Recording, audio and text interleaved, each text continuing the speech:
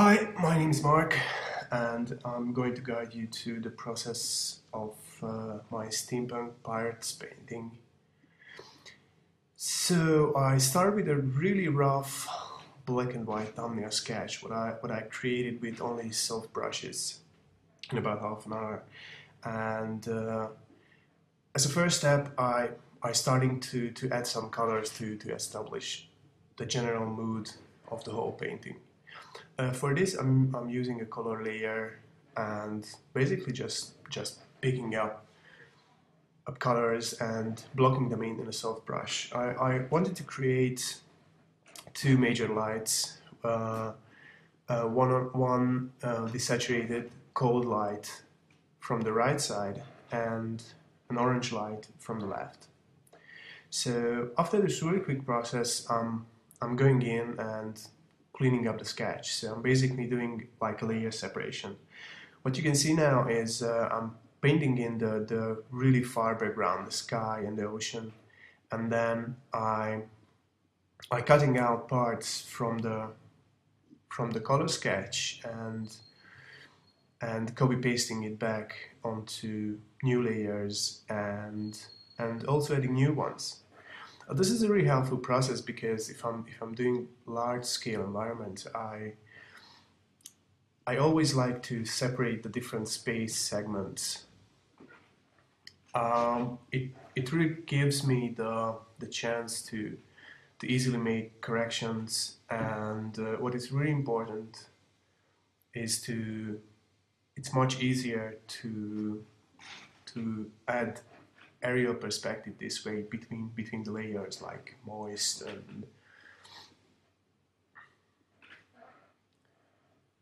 and air. So I'm doing exactly the same thing with the ship as well. Just cut it out roughly. As you can see, I'm adding a bit more detail as well to all the layers. So I'm trying to adjust it um, to the color schemes and lighting schemes what I established. I'm always going from the background, starting with the background and going towards the foreground. It's just much easier for me. It's probably because I'm coming from a traditional background, and I work exactly the same way with oils and acrylics. As you can see, I'm also adding uh, some textures and always naming the layers as well. It's just I wasn't disorganized always, but I realized it's just fastens up my workflow. And as a production artist, sometimes I have to pass on my PSD files, my work files to other artists, and it's just much easier to them to follow my work and to if I'm working with a really organized layer structure. Um, Now I'm working on the background, but I'm working without the characters first. I know I'm gonna cover most of this part with the characters, especially the left side, uh, but because this is going to be my main focal point, um, I would like to figure out how how is it built exactly, how does it look like exactly, even without the characters, and it's just much easier to establish the lights as well. Uh, as you can see, the midground I added another level, what is basically like an extra story element, and I always jumping back and forward between the original sketch and my more advanced sketch. So what I'm doing now is adding houses and trying to connect basically the foreground with the middle ground with the bay where the ship is. So I imagine there's like a whole pass uh, through the forest between the village and the terrace and the harbor. I'm doing exactly the same with my characters. I'm blocking them in. So these gonna be my main heroes, my pirates. One of them is the young captain, and the other is his best mate, probably his first lieutenant. And then the pirates just arrived from their journey and resting and celebrating all their big adventures. So I'm not really focusing any small details now. Just trying to establish the main lights, the main shadows on the characters as well. But of course, I'm bouncing around ideas about their costume, uh, their weapons, the mechanical arm of the captain, and so on and so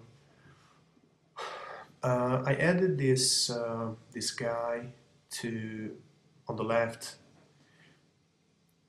and the robot. Sorry, the guy on the right and the robot on the left to strengthen the perspective. So basically, the guy on the right frames the whole scene and adds another level of space, and the robot uh, gives us sort of a secondary focal point between the guys and the ship. And the robot chameleon up here, serves exactly the same purpose. It's basically simply a composition element which leads our eyes back to the characters. So the characters are a starting point compositionally, that's our main focal point. And we can go down on the stairs as a viewer and at their ship and go back to the chameleon and go back to the characters again. So that's the main reason. So now I'm adding extra palm trees between the various space segments. It's basically just another extra element to give another level of space. So the only thing I'm doing here is trying to play with the background, midground, foreground thing, but between the background and midground there is also another space, or I can break up even the midground into 2, 3, 4 separate elements. So at this point I'm already starting the detailing, and I'm doing exactly the same process. So starting with the background. First I added some stars to the sky because I wanted to open up the sky and not just cover it with clouds. So it's a partly clear sky with a couple of clouds. I added some clouds with a texture brush, and then I'm starting detailing. So I'm trying to keep in mind how the light reacts with the clouds, and so the moonlight is coming from the left side, and so the upper left side of the clouds is going to be lighter, and the lower right is darker because that's the shadowy part. As you can see, I'm also using selections with a simple lasso tool that really helps me to control my edges, to use soft and hard edges and give them variety. And then now I'm moving further and start to detail out the mountains. So here at the mountains, the most important part is the silhouette of the hills and mountains and rocks. So I'm trying to add a feel of a jungle. So adding palm trees and what are poking out from the main forest, and also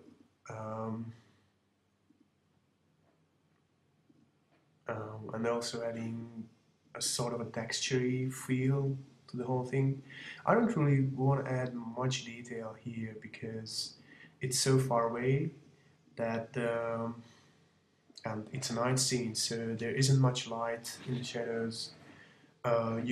We can't really see much just in the areas lit by the moonlight. But still, I want to suggest the feel of the amount of detail, what could be there. So basically, I'm just trying to fake the whole thing. It's not because I don't want to work on it. I'd love to, but it's just absolutely unnecessary because those are not my focal points, and my eyes is gonna fill out the missing details if I handle the focal point right later. So I'm moving further to the midground. As you can see, I switched off the ship layer. I want to keep that for later because I really would like to sort out the background first, and the ship is really a key element in this illustration. So I really want to pay close attention to that. Now just blocking in trees, painting them over, erasing them back. I'm using a couple of palm tree brushes, downloaded somewhere from the internet, and but always painting them over a bit and erasing them back. So I'm using it like kind of a texture, and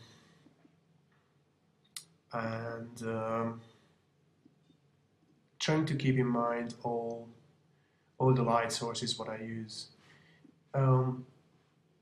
With this one, with these houses with the small lights added to the background, I suggest there are other houses on the other side in the jungle, and not just a plain deserted island. So as you can see, I'm moving forward to the middle ground, and what I mentioned before, I imagine there is this path through the forest. What brings us through this slum-typey village up to the mountaintop, to the hilltop, where the parts are, or where our main scene is.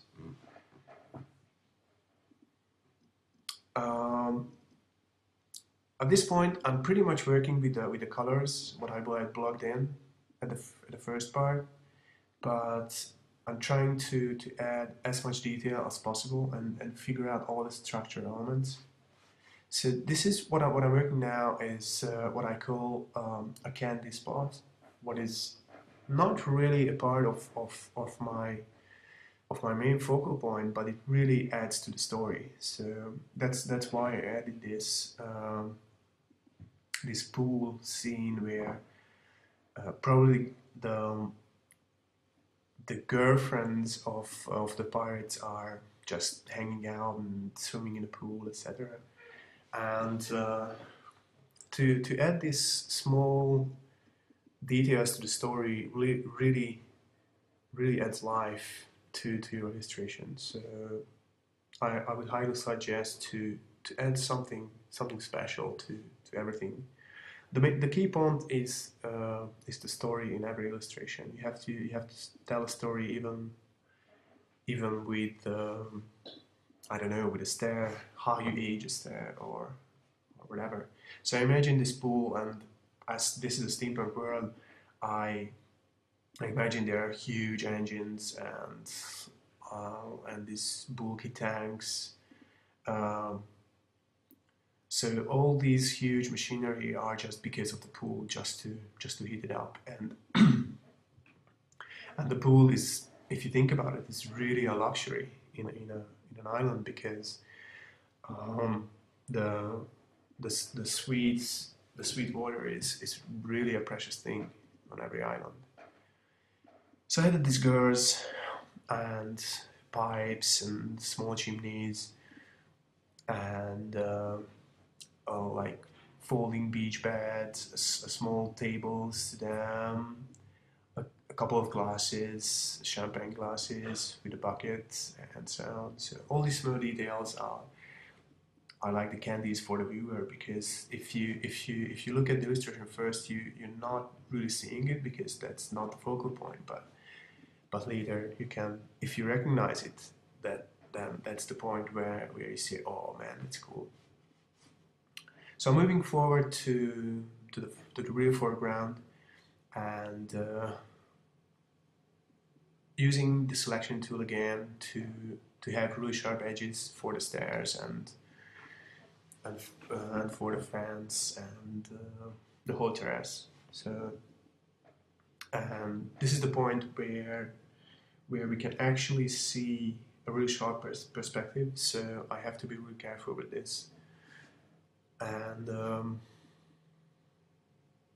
this is the point where I can play with more saturated warm, with my more saturated warm light source and the other bluish colored light source of mine from the moon.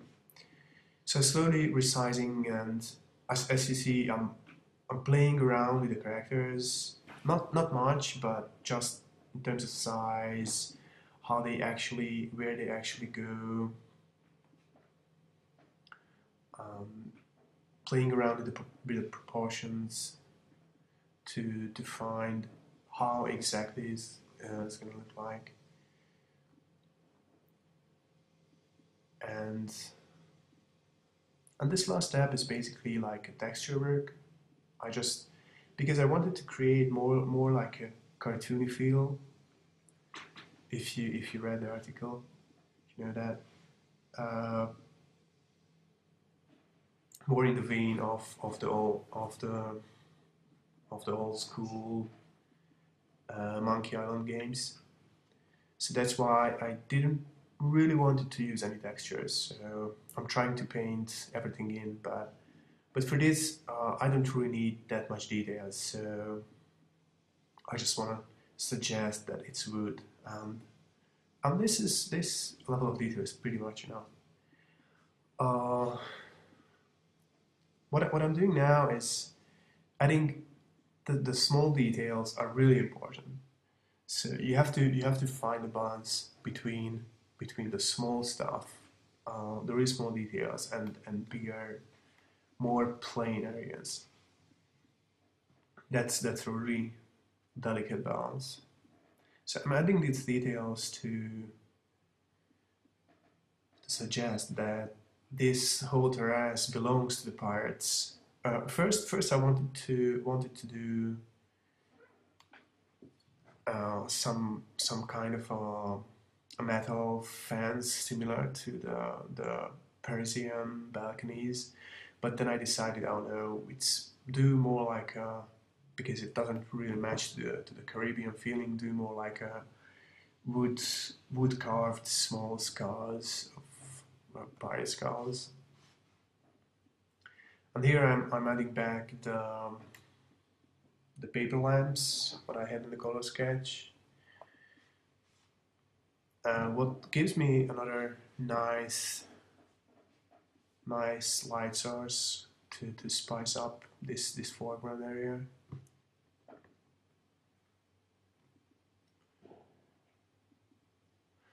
Well, yeah, I think it's pretty much ready. So I'm gonna move to the characters soon. I think a bit of extra detail, and I think it's a nice touch to add this type of things like the school on the paper lamps. So much trying to match everything to your story. Sometimes I'm jumping back and forward to balance out the amount of details of the various space segments. Adding another level of reflections with sharper edges.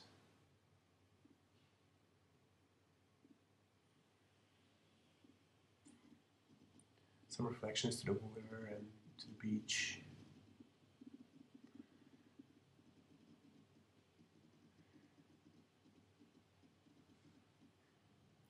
I also wanted to show this whole terrace is just on the edge of the nature, just on the edge of the jungle.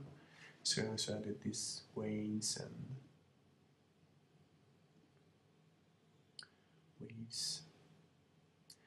Okay, I pretty much finished the layer separation again. So this is the time to start the actual fine detailing. So I'm going back to the ship, and now I'm really just focusing on that. First, I'm painting what is below the sea. So just to suggest, there are also lamps, and there's like a belly on the ship. I imagine that they are the main cabins and quarters. I tried to design a really steampunk ship, but I wanted to go. So I wanted to do something like Captain Nemo's ship, but but with a bit more up-to-date design. And I didn't want to overuse the typical steampunky materials, because I don't think that really does match to the pirates, because somehow the brass and gold and really intricate details um, suggest more richness to me. So I wanted to do a ship with more rusty metal surfaces, but still make it look a bit Victorian. So it's definitely a submarine, and I imagine that it has three major parts. The first is the bottom part, where all the cabins are. The second one is the front, front with the loading bay and the main bridge, and with a huge cannon on top. And the third one is the back with the engine. On this final step, I added a bunch of rust, like this browny grunge, to make it more worn, to make it look more worn. There's also a fourth part, what is on the top right, and that's the room of the captain, like a panorama room or something. Yeah, and I call it Rusty Rat.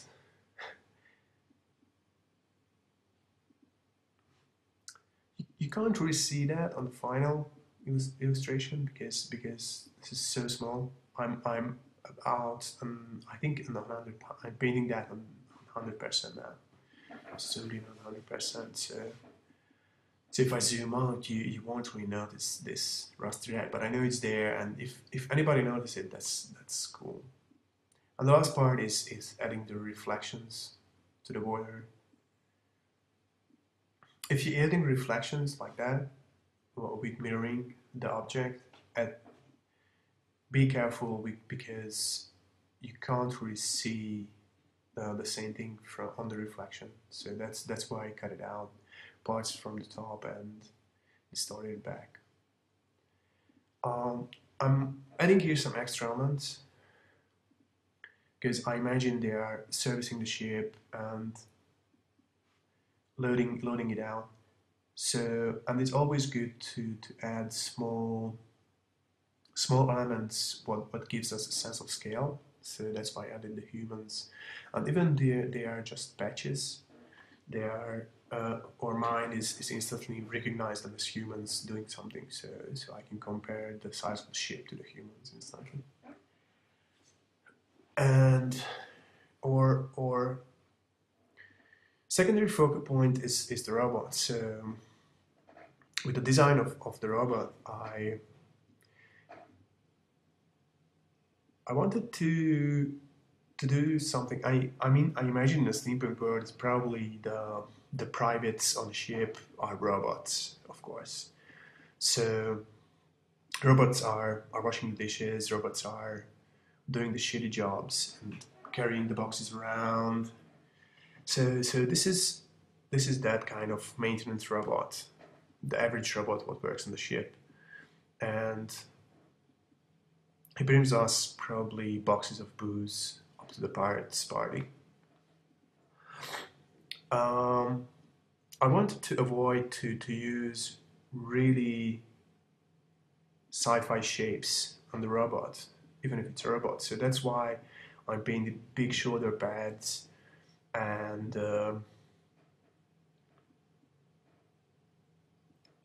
huge hands to have to not just have a bit old school feel, but also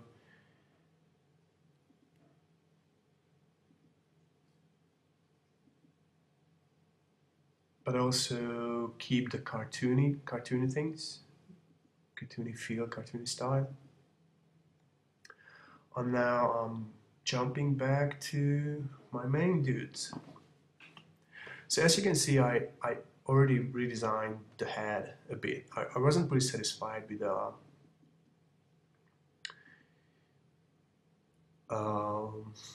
the hairstyle.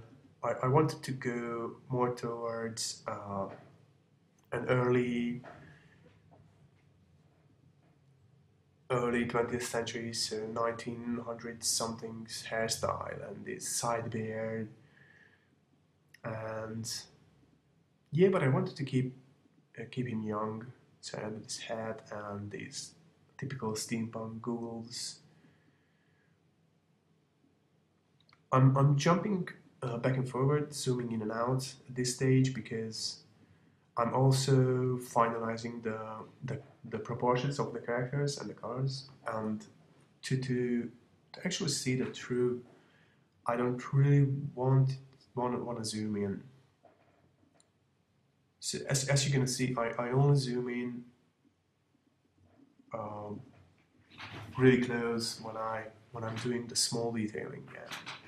And all the other times I'm zooming out because I want to see the whole image, because I want to develop the whole image together.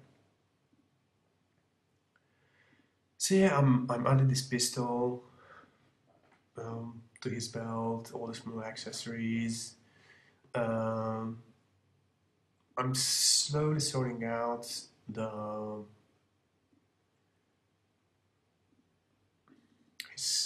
his main costume, his main parts of the costume, and adjusting it to all the light sources, what are around them.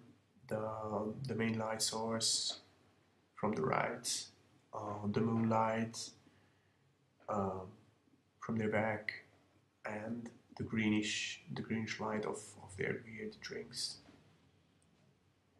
So I'm doing the same process with the fat guy, trying to figure out his costume properly, and also adding the lights, changing his proportions, his silhouette.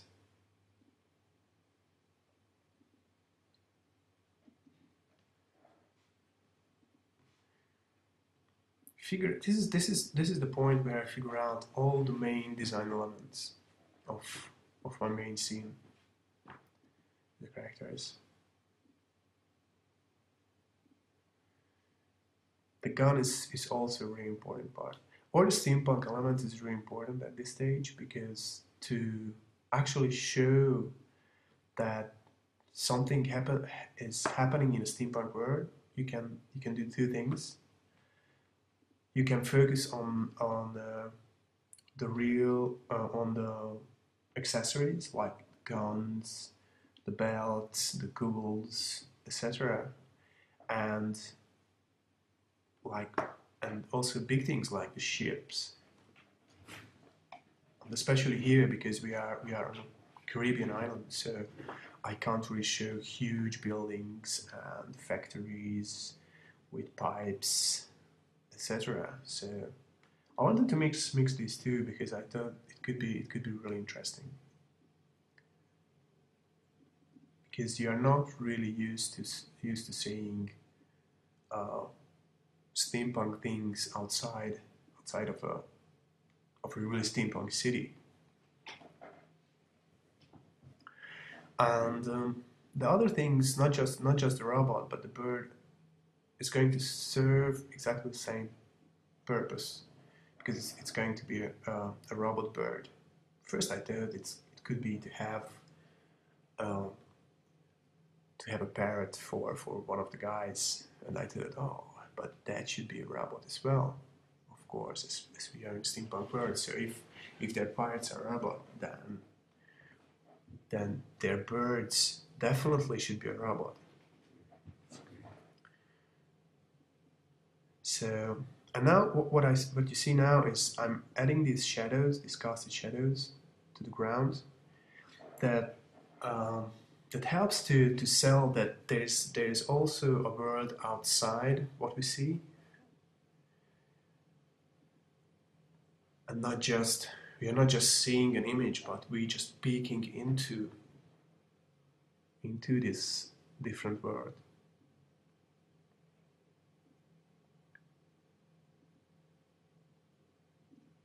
And this chameleon is actually exactly the same like the bird.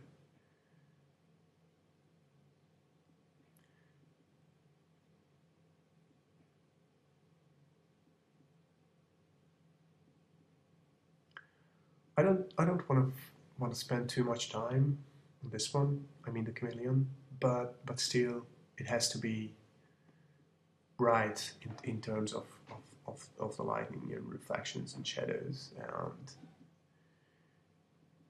it's absolutely outside the focal point, so it doesn't need as much detail as my characters. So I probably won't gonna go back to it, but bit of adjustments, the characters, adding some lights, some extra lights on a colored edge layer. And now, as you can see, I flipped the image. It really helps to see all the faults, because after a while your mind just somehow gets comfortable with what you see, and you can't really see the faults, especially in the perspective. So I switched the image, flattened down the whole background except the ship, and as you can see, I, with a free transform, and grabbed the whole thing, distorted it a bit to match the perspective. I'm doing exactly the same thing with the ship, and then now everything seems fine, and I'm going back and correcting the horizon line, just to. And I'm doing the same thing with the foreground, just turning it over, slightly distorting it, just to match to my new perspective. These are really small adjustments, but really helpful. And now what you see is I'm doing the same process, just with the liquify tool on the characters. The liquify tool is really helpful to move around body proportions and to quickly change the body shape of a final character, or sort of even sort of final character. Just as you always have to go back and fix the smudged painting parts. And now I start the really fine detailing with the characters. This is, I think, if I check the overall process, this is the longest one from all the parts that I've done. So it took me, I think, about 15 hours, 14 hours from scratch to finish this image, and I think I spent about 5 hours. So yeah, about 1/3 of the whole process just on the two characters. It's simply because I know this whole piece is mainly an environment piece, but without these two characters, it would be just simply lifeless. So these two characters are the main thing in this image, and if I don't detail them out properly, then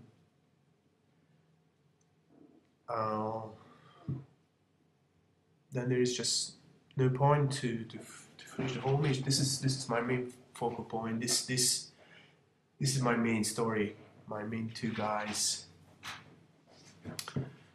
and I also have to tell the story with their costumes. So that's why I added the scarf to add a bit of exclusivity or something to the captain. The scarf pin with the skull. And as you notice, I also changed the lights. I just felt that really neon green was too much, and too much the whole image, and it just wasn't realistic, even compared to the really stylized world of the image. So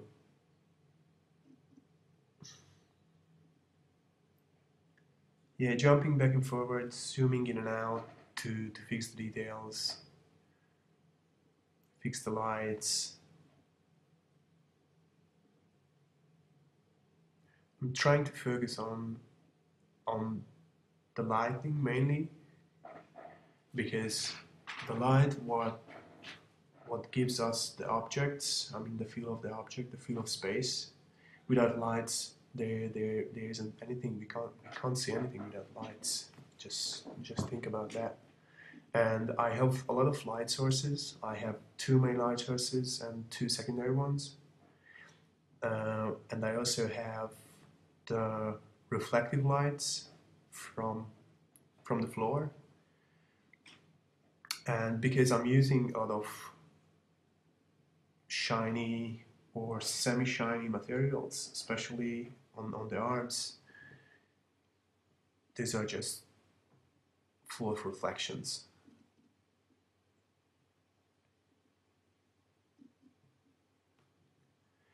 With the costume, I wanted to be really simple, so I didn't want it to go too overboard. First, I thought they could have a cape and that sort of thing, but then I realized then that I'm gonna lose the steampunk elements or the importance of the steampunk elements and the faces, and I wanted to keep that as a primary thing. So I wanted to keep those as the most detailed and most intricate parts. As you can see, I spend a lot of time on the face, and I also spend a lot of time on the hands. If you keep focusing on the faces and hands, and you can paint that sort of realistic or sort of right, then generally the viewer's eye is going to believe that the whole image is right, or the whole character is right, even if you have small anatomical faults. The artist is going to recognize it, of course, but the artist not necessarily, because we see so we just got used to seeing people's faces and people's hands. So those are the main parts of our gestures, the main parts of our communication. So that's why we always check, even on an illustration, we always check the faces and the hands first, unconsciously.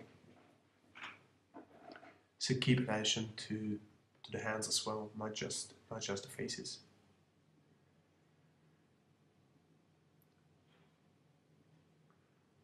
And I'm moving to the other guy, doing exactly the same process, fixing the lights,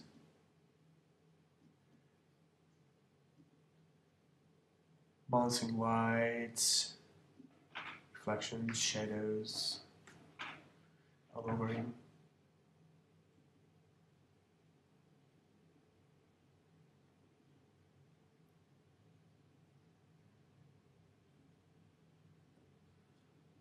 Folds.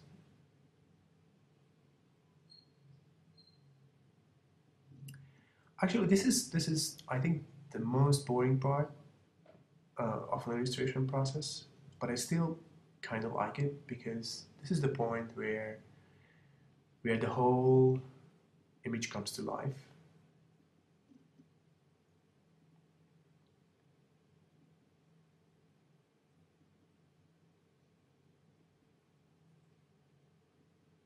I'm also trying to, as you can see, I also trying to play with the various materials. For the materials, what you have to keep in mind is the reflective qualities of the materials. So, like for example, clothes or a shirt or a cotton shirt or a brass or leather has all of them has different reflective qualities and not just surface qualities. And the more variety you use in terms of materials, the more realistic your illustration is going to be. It's simple as that. If you just look around now and check your clothes, you're wearing at least 5, 6, 7 different materials in yourself.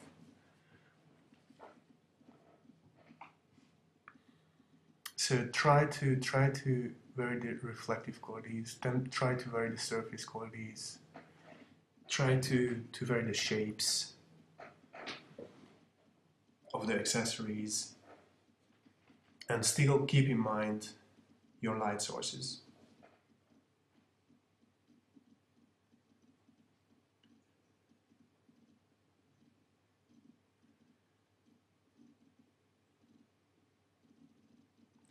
It's slowly coming together.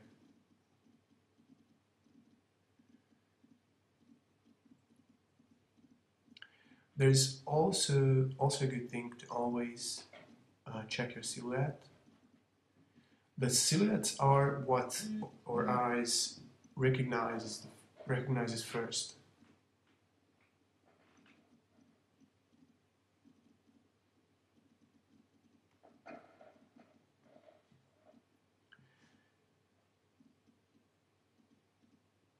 So always revise the silhouette of your characters. Try to correct them.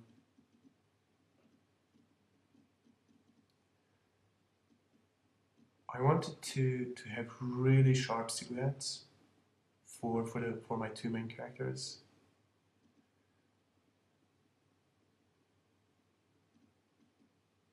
It also helps us to put them into the focal point.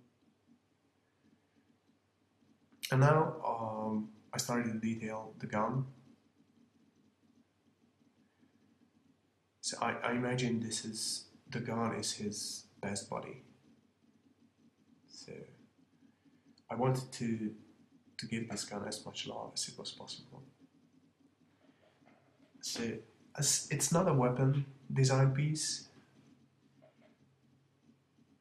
it didn't need that much detail, but still, I wanted it to look like what's the right word? It's not reasonable, but to make it look like it could work.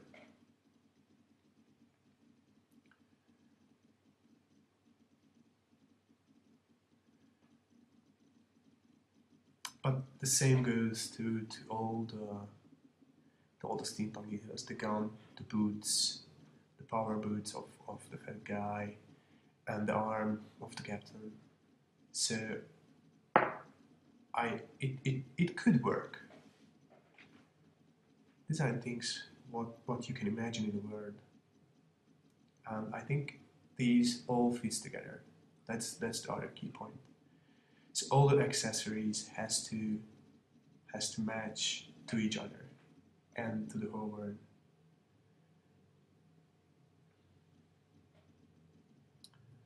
And adding these small intricate details like the pattern on the gun, it's also or the skull on the knee.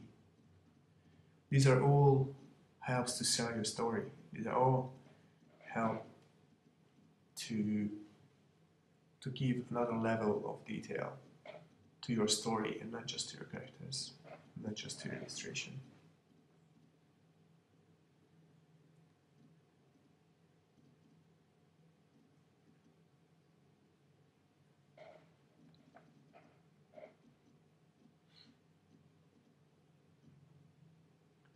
Same goes to the boots.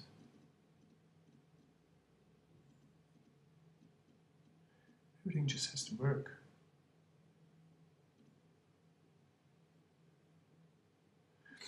And yeah, it's pretty much ready. So I'm just pushing the highlights a bit more with the dodge tool, adding some extra textures, adding some extra key lights. Moving further, my characters are pretty much done. So I wanted to, with the bird, I wanted to give them a really exclusive look. So to differentiate that from the droids, from the simple droids. So I wanted to make him really brass looking, shiny. And first I wanted to create just a regular bird head, but then I realized, oh no, it could be much cooler to have like this almost like just a cylinder. So it's really simple. Its body is really intricate and its wings are really intricate, but it doesn't need much of a brain, so just a cylinder head. I'm going back, adding extra details to the characters, really zooming in, and small stuff, tattoos. Of course, if you're a pirate, you need tattoos. So there is like this love, rusty rat, dragon tattoo, or actually a tail of the dragon tattoo. So there's this turtle, what was originally used by fishermen. If you cross the equator, you can put a turtle tattoo on your arm. And I pretty much finished the characters, so I'm just going around in the foreground just to add another level of details, just to match everything to the characters. And I'm also detailing further the guy in the front, just to have him right.